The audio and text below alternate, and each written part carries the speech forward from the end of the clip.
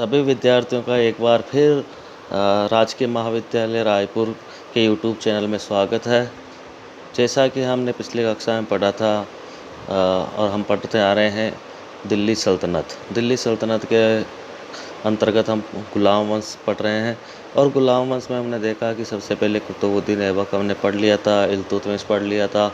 अब इल्तुतमिश के बाद जो उसकी उत्तराधिकारी हुई थी वो हुई थी रज़िया सुल्ताना। हालांकि मैंने आपको बताया था कि रज़िया सुल्तान से पहले कुछ समय के लिए उसका भाई रुकनुद्दीन जो था वो गद्दी पे बैठा था। हालांकि इल्तुतमिश नहीं चाहता था कि रुकनुद्दीन गद्दी पे बैठे, क्योंकि रुकनुद्दीन बहुत ही अयोग्य है। जैसा हमने पिछली कक्षा में पढ़ा था कि रुकनुद्दीन और उसकी माँ शाह तुर्कान, इन्होंने सत्ता तो हथिया ली परंतु जनता ने इनको स्वीकार नहीं किया क्योंकि वो बिल्कुल अयोग्य थे।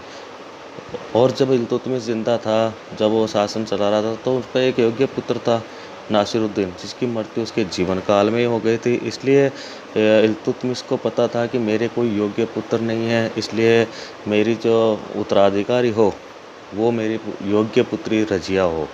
तो इल्तुतमिश की इच्छा थी कि मेरे मृत्यु के बाद में जो सल्तनत का शासन चलाने के लिए जो सबसे योग्य है वो कौन है, रज़िया सुल्तान। तो वो रज़िया को ही अपना उत्तराधिकारी बनाना चाहते थे और वसीयत भी लिख दी थी। कुछ इतिहासकारों में मतभेद है कि अंतिम समय में जो इल्तुतमिश है उसने अपनी वसीयत को बदल दिया था और उसकी वजह से बाद में उसके भाई रुकनुद्दीन फिरोज शाह को शासक बना दिया गया था। इस बात में अब मतभेद है। देखो, अलग अलग इतिहासकार अलग अलग बात कहते हैं, परंतु जो हमारे सामने जो तथ्य है वो ये है कि इल्तुतमिश की मृत्यु के बाद ही जो तुर्की सरदार है उन्होंने रज़िया की जगह रुकनुद्दीन फिरोज शाह को दिल्ली सल्तनत का शासक बना दिया। परंतु कुछ ही दिनों में उसकी जो शासन व्यवस्था थी, रुकनुद्दीन फिरोज की जो शासन व्यवस्था थी, उससे वो परेशान हो गए। और वो परेशान हो गए क्योंकि शाह तुर्कान जो उसकी माँ थी वो बिल्कुल ही बहुत ही कुटिल तरह की महिला थी और एक क्रूर शासिका थी। इसकी वजह से कुछ ही समय में दिल्ली की जनता और जो मुस्लिम जनता थी वो उससे नाराज़ हो गई। इसी समय क्या हुआ कि खुद रज़िया, जो अपने आप को इल्तुतमिश की उत्तराधिकारी मानते थे, उसने एक दिन लाल कपड़े पहन के दिल्ली की जनता के सामने आई और उन्होंने इंसाफ की मांग की। क्योंकि मुस्लिम कानून के अनुसार इस्लाम की न्याय की जो मांग करने वाला व्यक्ति होता है उसको लाल कपड़े पहनने होते हैं। तो लाल कपड़े पहन के वो जनता के सामने आई और दिल्ली की जनता ने रज़िया का चुनाव शासक के रूप में किया। थोड़ी सी छोटी सी एक लड़ाई हुई जिसमें रुकनुद्दीन फिरोज शाह मारा गया और जो रज़िया सुल्ताना है वो दिल्ली सल्तनत की शासिका बने। महत्वपूर्ण बात कि एकमात्र मध्यकाल में मुस्लिम जितने भी शासक हुए उनमें से एकमात्र महिला शासिका भारत में, इन्हें पूरे जहाँ से आए थे उनके तुर्की इतिहास में ही एकमात्र महिला शासिका थी रज़िया सुल्ताना। बेहद ही योग्य थी क्योंकि इल्तुतमिश उसकी योग्यता से प्रभावित होकर ही उसको अपने उत्तराधिकारी के रूप में उसको चुनाव किया था। तो सबसे योग्य शासिका थी, परंतु उसकी एक ही कमी थी कि वो महिला थी और उसी कारण वो आगे असफल हो गई। मिन्हाज ने लिखा कि रज़िया में सभी तरह के गुण थे। एक अच्छी शासक में जो गुण होने चाहिए थे वो सभी थे, बस सिवाय कि वो पुरुष नहीं थी। तो रज़िया सुल्ताना शासक बनती है या सुल्तान बनती है 1336 में। और 1336 से, जैसा कि आप देख पा रहे हैं, 1336 से लेकर 1340 तक उसने शासन किया। 1336 से लेकर 1340 तक, मतलब बहुत छोटा शासनकाल था। छोटा शासनकाल होने का कारण यही था क्योंकि वो जब शासिका बनी तो उसने क्या किया, पर्दा त्याग दी। दरबार में खुले मुँह आने लग गई, बिना किसी पर्दे के आने लग गई, पुरुषों की तरह वेशभूषा धारण करने लग गई और अपने जो दरबारी थे, जो तुर्की सरदार थे, उनके ऊपर शासन करने लगी। तो तुर्की सुल्तानों को एक तरह से अपने मन में आया कि हम किसी महिला के अधीन होकर शासन कर रहे हैं या महिला के अधीन होकर काम कर रहे हैं। तो एक तरह से उनको, क्योंकि उस समय पुरुषवादी समाज था, तो एक तरह से उनके आत्मसम्मान को ठेस लगी। इसकी वजह से उन्होंने रज़िया को अपने पद से उसके पद से हटाना की प्लानिंग करने लग गए।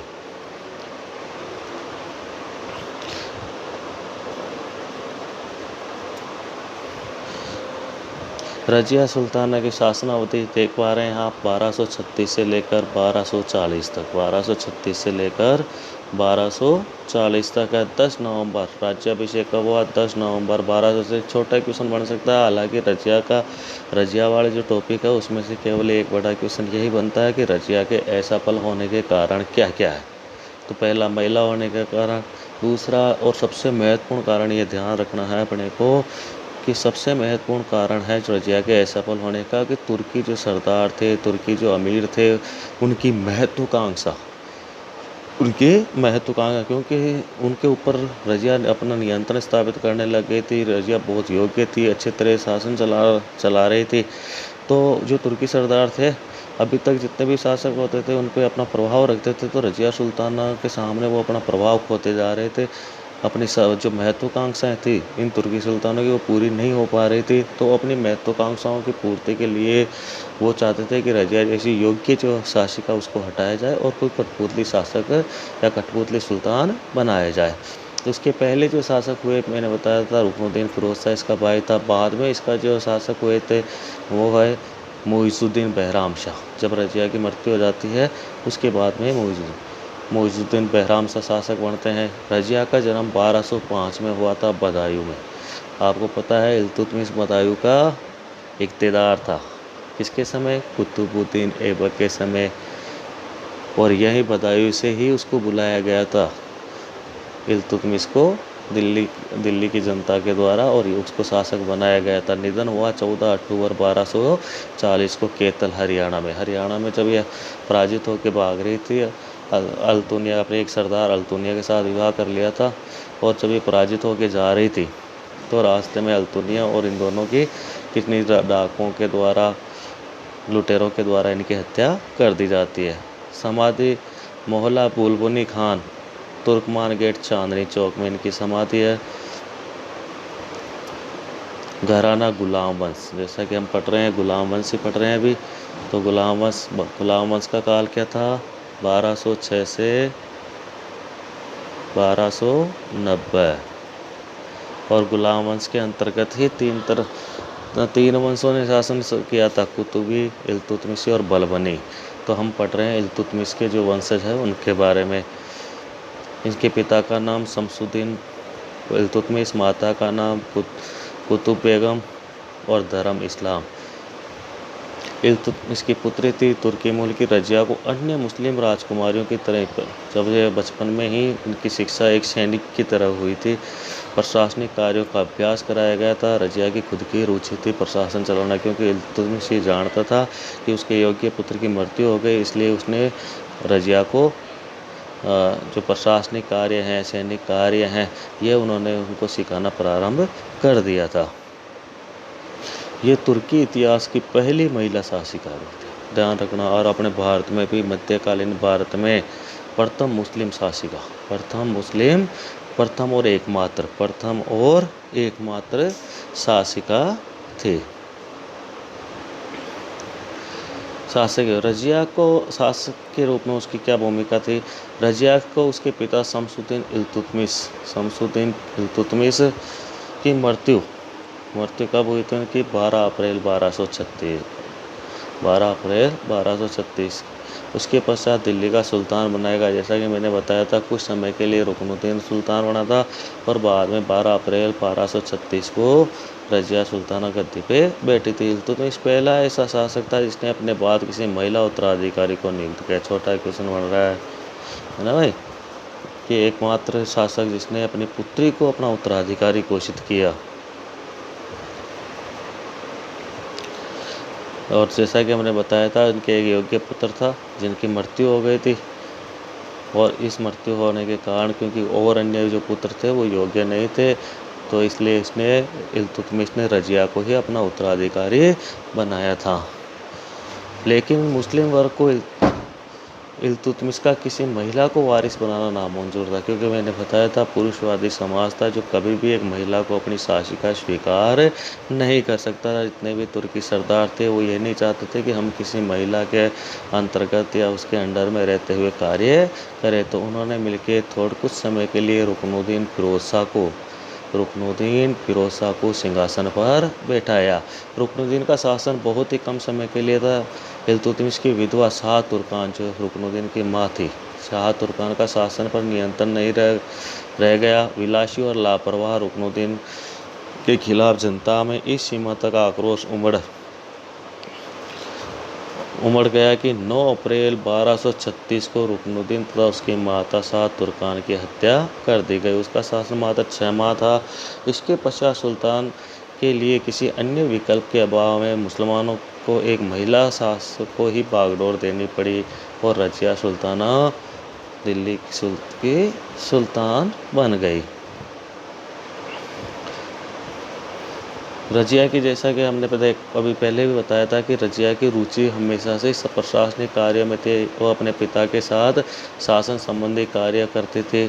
गद्दी संभालने के बाद रजिया ने रीति रिवाजों के खिलाफ पुरुषों की तरह सैनिकों का कोट और पगड़ी पहनना पसंद किया। बुरके में या पर्दे के अंदर नहीं रही और बल्कि पुरुषों की वेशभूषा धारण करके वो दरबार में आती थी, सिंहासन पर बैठती थी। रजिया ने पर्दा प्रथा का त्याग कर पुरुषों की तरह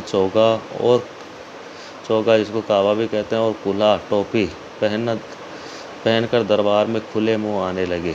रजिया अपनी राजनीतिक समझदारी और नीतियों से सेना तथा जनसाधारण का ध्यान रखती थी। वह दिल्ली की सबसे शक्तिशाली शासक बन गई थी। रजिया और उसके सलाहकार जमात-उद-दीन याकूत, ये ध्यान रखना भाई, ये उसके प्रमुख सलाहकार थे। इनके प्रति उनके मन में विशेष प्रेम था इनसे। तो याकूत जो एक हबशी था, तुर्की नहीं था भाई, ये तुर्की नहीं था। अब जो जमात-उद-दीन याकूत है, इसका प्रभाव, क्योंकि रजिया इस पे इनके ऊपर बहुत ज़्यादा विश्वास करते थे, इसलिए और उनको अच्छे पद पे बिठा दिया था। तो जो भी तुर्की सरदार थे वो एक नाराज़ हो गए, क्योंकि वो चाहते थे कि उच्च पदों पे हमेशा तुर्की जाति का या तुर्की वंश का ही व्यक्ति होना चाहिए, जबकि ये तुर्की नहीं होकर क्या था, हबशी था। विकसित हो रहे अंतरंग संबंधों की बात भी मुसलमानों को पसंद नहीं आई। रजिया ने इस पर पर्याप्त ध्यान नहीं दिया, किंतु उसका इस संबंध के परिणाम को कम आंकना अपने राज्य के लिए घातक सिद्ध हुआ। कुछ स्रोतों के अनुसार रजिया और याकूत प्रेमी थे। कुछ जो स्रोत है वो ये बताते हैं कि रजिया और याकूत प्रेमिका थे। अन्य स्रोतों के अनुसार वे दोनों करीबी दोस्त या विश्वास पात्र थे। कुछ लोग मानते हैं कि वो दोस्त थे, विश्वास पात्र थे। कुछ मानते हैं कि रजिया और याकूत के बीच में प्रेम संबंध थे। इन सबसे रजिया ने तुर्की वर्ग में अपने प्रति ईर्ष्या को जन्म दिया। जैसा कि मैंने बताया कि तुर्की वर्ग के लोग या तुर्की जाति के लोग किसी गैर तुर्क का प्रशासन में बढ़ते हुए प्रभाव को सहन नहीं कर पा रहे थे, क्योंकि रजिया सबसे ज़्यादा विश्वास किस पे करते थे, याकूत के ऊपर। किसके ऊपर? याकूत के ऊपर। और तुर्की जो थे वो नहीं चाहते थे कि याकूत का प्रभाव या गैर तुर्की व्यक्ति का प्रभाव शासन में रहे। याकूब तुर्क नहीं था और उसे रजिया ने अश्वशाला का अधिकारी बना दिया। यह बहुत महत्वपूर्ण पद था। अश्वशाला का अधिकारी मतलब अमीर आखूर। क्या था? अमीर आखूर, अश्वशाला के प्रधान। ये भाई शब्द याद रखना अपने प्रशासन, दिल्ली सल्तनत का प्रशासन पहुँचते हैं ना, तो अमीर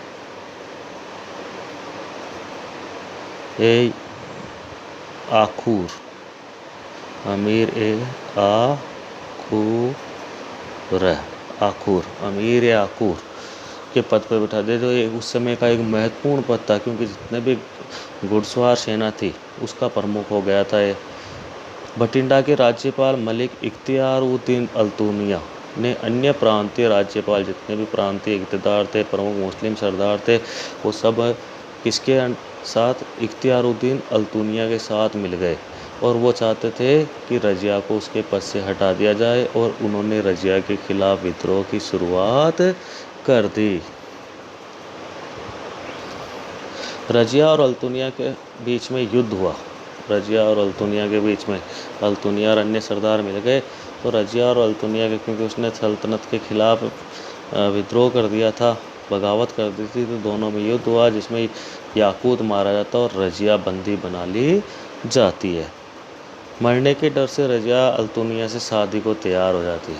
अल्तुनिया कहता है कि अगर तुम्हें ज़िंदा रहना है या जेल से छूटना है तो तुम मुझसे विवाह कर ले। तो रजिया इसके लिए तैयार हो जाती है। वो तो रजिया भी ये चाहती थी कि मैं अल्तुनिया को अपने साथ करके फिर से अपने जो राजगद्दी है उसको मैं प्राप्त कर लूँ।